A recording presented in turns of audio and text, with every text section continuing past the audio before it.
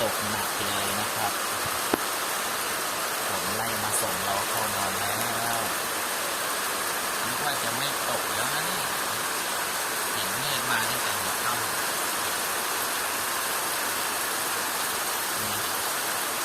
มีลมมีช่วงค่ำๆให้เราได้นอนหลับสบาย